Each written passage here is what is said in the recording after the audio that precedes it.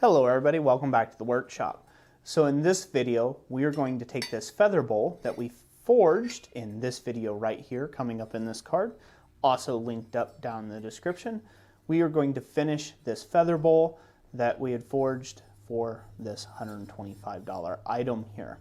Now, I'm going to go over briefly, you guys have seen these type of finishing techniques before, but this shape lends itself to a very interesting way that you kind of have to finish it because it is an awkward shape.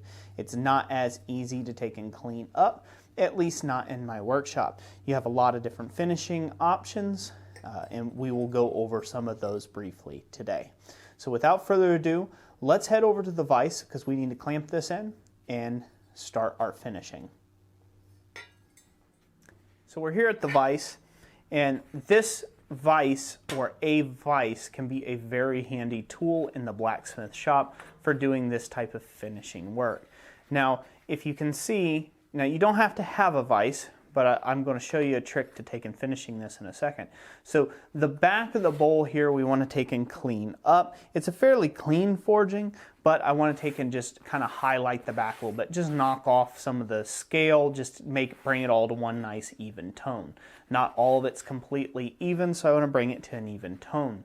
But on the front side of the bowl, I want to take and just highlight just the edges if I can, and do very little to the inside. I want to kind of leave it darker, but then have that kind of razor sharp look. So the way that I'm going to clean this up is I'm going to set my jaws up to where they are about 3/8 of an inch or 10 mil apart, or until they fill where this can lay on there and it fits the inside curvature of this. So this way I have one hand that I can take and hold down on while I wire wheel with a variable speed angle grinder. Now, this model of angle grinder has been discontinued, but I have found a very similar, almost basically it's the same exact thing, it's just a different model number, angle grinder. I have been able to find one of those, so I will put a link to that angle grinder down in the description. But they're basically the same thing. They have a variable speed dial on the back to where you can adjust the speed. This is very, very important. You want to be running this at a very low speed. I'm going to kick it on for a second and it's going to get kind of loud. So hopefully you can hear that this thing isn't too bad, not too bad. But you want this fairly low speed angle grinder.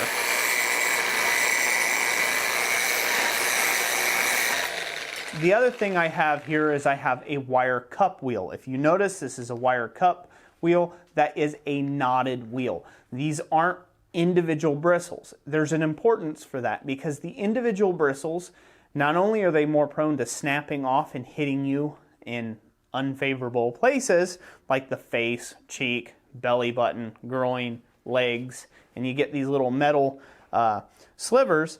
Not only do they protect more against that, but they are also less prone to grab and flick something, in my opinion. Now you'll also see that I'm wearing gloves. This you can take on your own.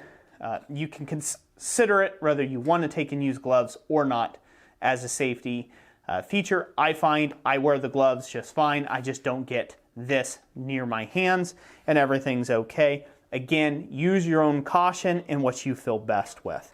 So I'm going to go ahead and wire wheel this a little bit here. Hopefully you guys can still hear me good. I'm going to go ahead and grind this up real good.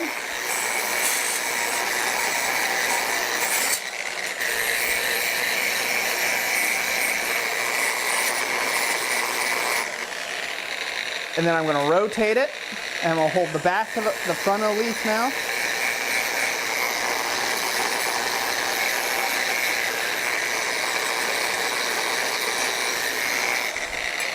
There.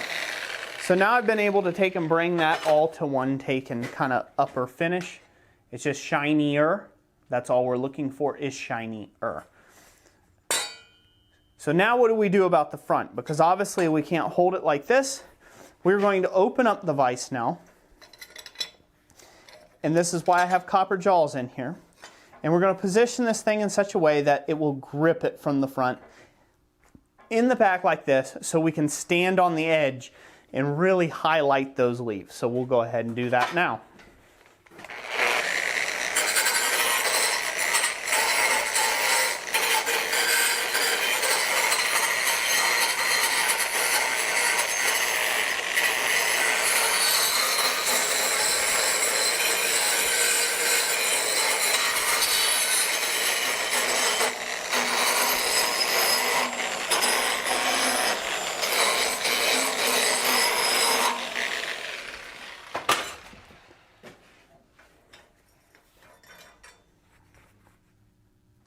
Do the other side. I'm going to flip it around this time because it'll be a little easier. I can continue to work with the camera in its orientation that it's currently.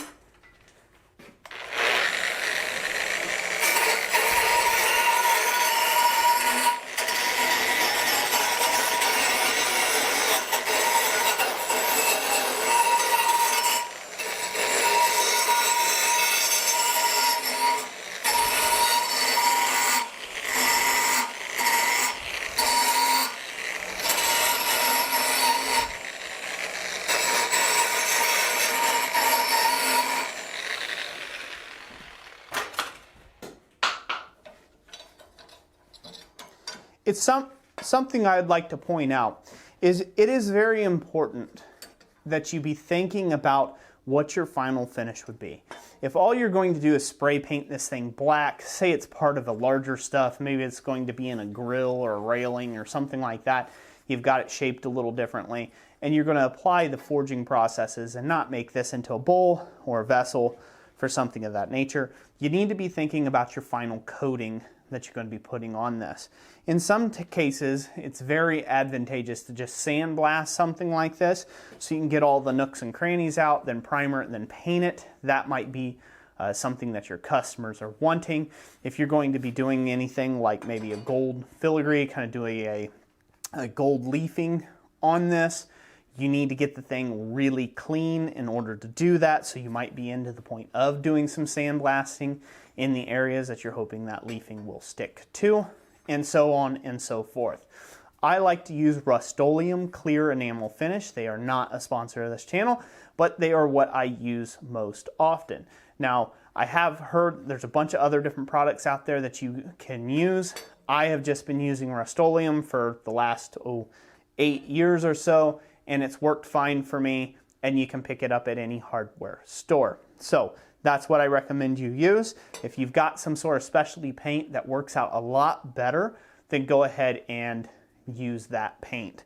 I'm sure there's probably some body guys out there that knows how to do body work on cars that you could probably talk to, and they could give you a lot better advice on the painting than I can. So now this is essentially done. Now you can take this as far as you would like, but this is as far as I'm going to take it in this video. You can polish the edges. You can polish all the edges down, or you could take and again polish the whole dang thing out if you'd like to. For me and my purposes, what I want to take and sell this at, and for its current price range, I am going to leave it at this type of finish, and that will be more than fine enough once I get all my spray on there. Once you do spray paint a clear coat over this, you have to understand that it acts as a filter, so it filters out the light a bit, so it will make everything darker. So the interior will get a lot darker, but that's why we shined up the edges, so they'll stay progressively more shiny than what the other bits will. So that's how we finish this bowl. I'm not going to go into spray painting. I think you guys can figure that out. It is cold out here in the shop, so I do have to go to my painting booth. That's just a bunch of heat lamps and wait for hours for this to get warm and things like that. So that's the main reason why I'm not going to show the painting here. But you guys have seen me do that before. I'll put a link to that down in the description as well, and up here on the card of me actually doing a Rust-Oleum clear finish start to finish on a project.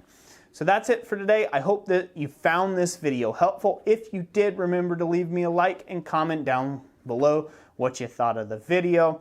As always, thank you all so much for watching, and if you get a chance and you would like to take and support this channel financially and what we do here, Jessica and I here at Christ-Centered Ironworks, a great way to do that is to check out our website, christcentered.ironworks.com, or go over to blacksmithpdfs.com. Either one of those will work, and we greatly appreciate your patronage there. So that's it for today. God bless you, and we will catch you on the next one. Thanks for watching.